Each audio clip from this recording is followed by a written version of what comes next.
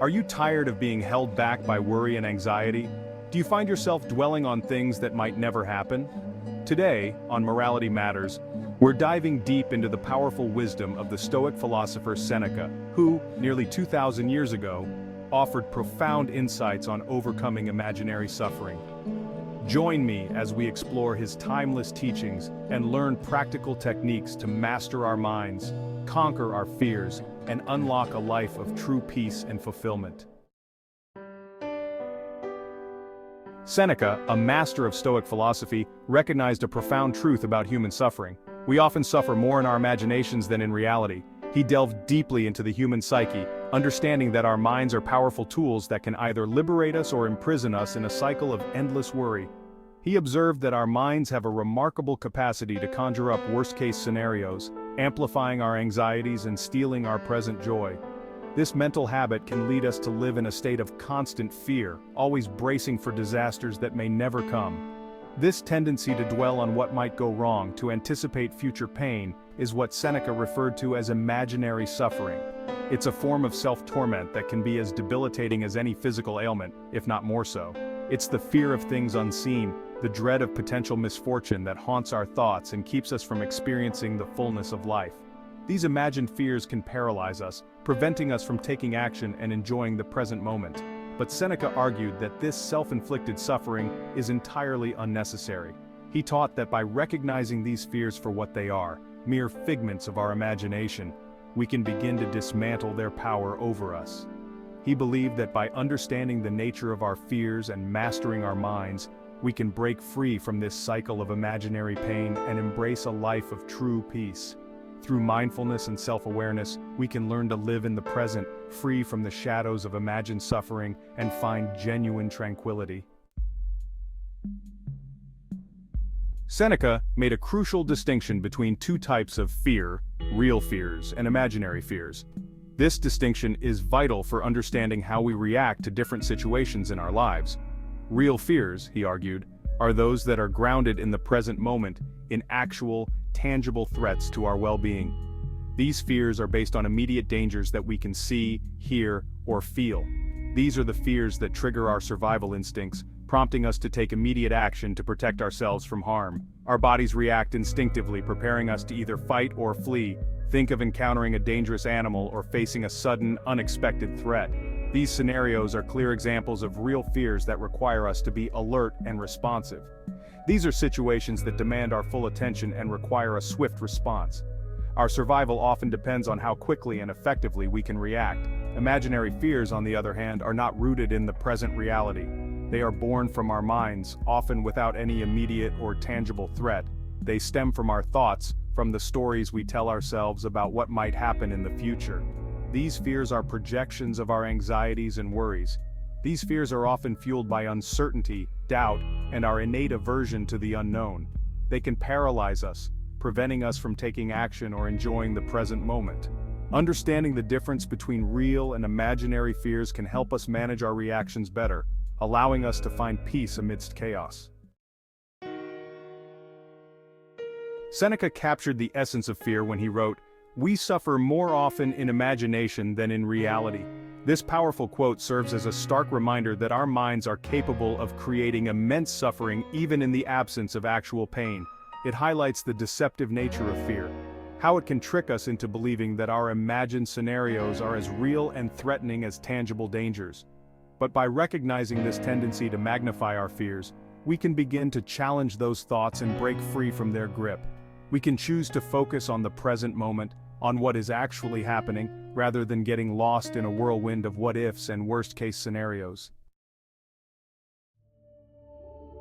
Imagine yourself walking through a beautiful forest. The sun is shining, birds are singing, and a gentle breeze rustles the leaves. You're surrounded by the beauty and serenity of nature. But then, you notice a small, dark cloud forming in the distance. As you continue your walk, you can't help but focus on that cloud, allowing it to occupy your thoughts and cast a shadow over your otherwise pleasant experience. You start to worry about the possibility of rain, imagining your clothes getting soaked and your plans being ruined. You might even convince yourself that the first raindrops are already falling, even though the sun is still shining brightly. This, my friends, is a perfect example of imaginary suffering. One of the most powerful Stoic techniques for overcoming imaginary fears is negative visualization. This might seem counterintuitive at first. Why would we intentionally focus on negative outcomes? The answer lies in shifting our perspective and preparing ourselves mentally for the challenges that life inevitably throws our way. Negative visualization involves taking a moment to calmly and rationally contemplate the potential setbacks or misfortunes that we fear. We imagine these situations unfolding in vivid detail, experiencing the potential discomfort and emotional turmoil that might arise.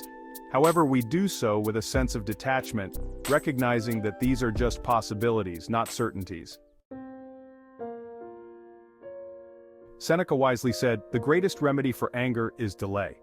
This quote, while specifically addressing anger, holds profound implications for overcoming imaginary suffering as well.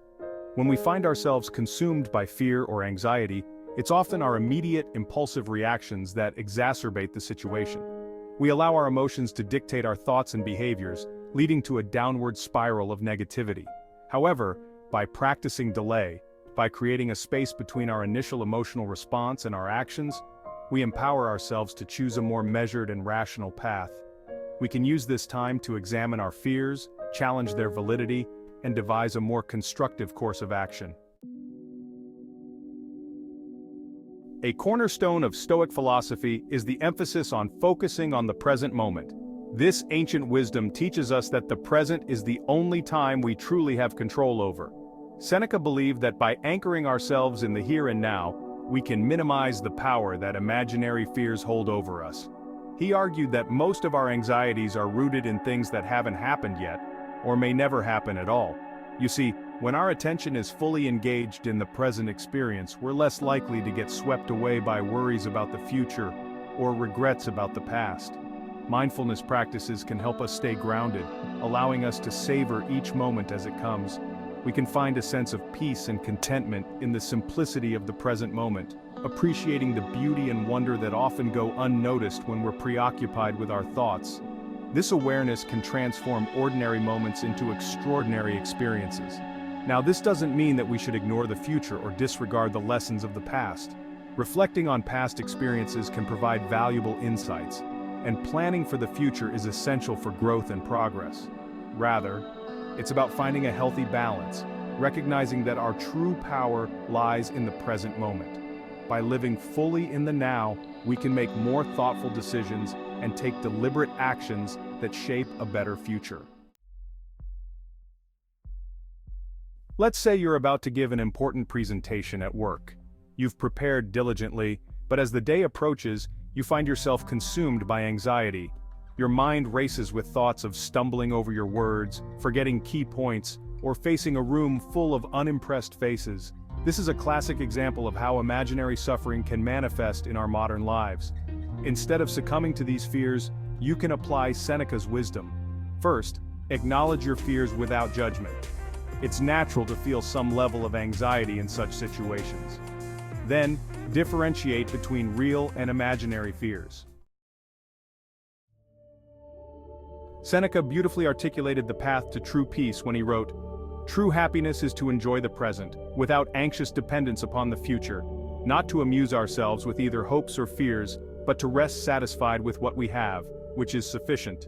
These words serve as a guiding light, reminding us that true contentment lies not in external circumstances or future achievements, but in our ability to find peace and fulfillment in the present moment. It's about cultivating a mindset of gratitude, appreciating the good in our lives, and accepting the things we cannot control. When we let go of our attachments to specific outcomes and embrace the ever-changing nature of life, we open ourselves up to a deeper sense of peace and joy. Seneca's timeless wisdom offers profound insights into the nature of fear and the transformative power of mastering our minds. By recognizing the difference between real and imaginary fears, we can begin to challenge the negative thought patterns that fuel our anxieties. Through practices like negative visualization, delaying our reactions, and focusing on the present moment, we can cultivate a sense of inner peace and resilience that empowers us to navigate life's challenges with greater ease and grace. Remember, suffering is a part of life, but imaginary suffering is optional. Thank you for joining me on this exploration of Seneca's profound insights on overcoming imaginary suffering. Remember, true peace and fulfillment are within your reach. By applying these timeless Stoic principles, you can break free from the chains of worry and anxiety and step into a life of greater joy, purpose, and meaning. If you found this exploration of Stoic wisdom valuable, be sure to subscribe to Morality Matters for more thought-provoking content.